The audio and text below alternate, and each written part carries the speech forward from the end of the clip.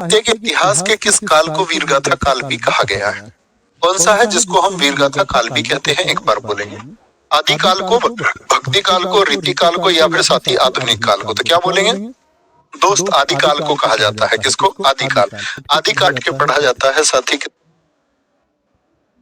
पृथ्वीराज रासो हिंदी साहित्य के किस काल में लिखा गया है?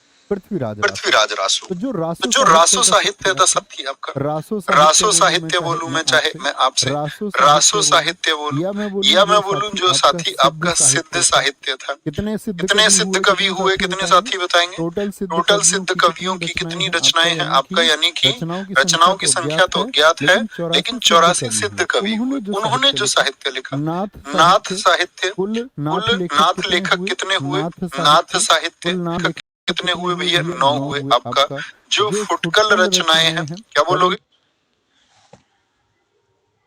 अपभ्रंश रचनाएं कौन सी? अपभ्रंश रचनाएं। ये सब साथी किस काल में हुई हैं आपका? हिंदी के शुरुआती आदिकाल में हुई है। जैसे भक्ति काल में साथी राम भक्ति के ऊपर की कोई रचना आप बता सकते हैं? और अमीर खुसरो ने जो रचनाएं लिखी हैं, जैसे अमीर खुसरो ने पहेलियां लिखी हैं आपका, और विद्यापति ने क्या लिखा है? विद्यापति की रचनाएं आपको पता होनी चाहिए सारे साथियों को। नोट कर सकते हैं आप। विद्यापति की रचनाएं हैं कीर्ति लता और कीर्ति पताका। कीर्ति लता और कीर्ति पताका मैथिल में उनकी रचनाएं हैं साथी। तो रासो साहित्य क्या बोलोगे? आदि काल में लिखा गया है। पृथ्वीराज रासो के साथी लेखक कौन है?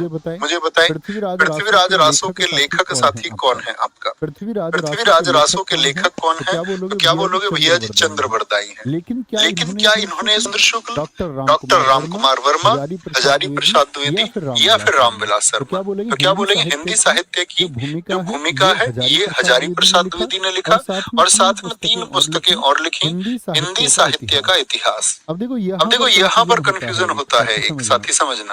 अगर पूछे हजारी प्रसाद द्विवेदी जी ने हिंदी साहित्य का इतिहास कब लिखा, तो आप कहना 1940 में। इसीलिए दोनों को विकल्पों में कभी नहीं लिखता। लेकिन एक हिंदी साहित्य का इतिहास साथी किसने लिखा है आपका? वो रामचंद्र शुक्ल जी ने भी लिखा है हिंदी साहित्य का इतिहास। और आपका पूछा जाता है आपका हिंदी साहित्य का इतिहास जो रामचंद्र शुक्ल ने लिखा साथी, वो किस वर्ष में लिखा? क्या बोलेंगे? 1929 1929 में लिखा था उन्होंने। 1929 में गलती नहीं करनी।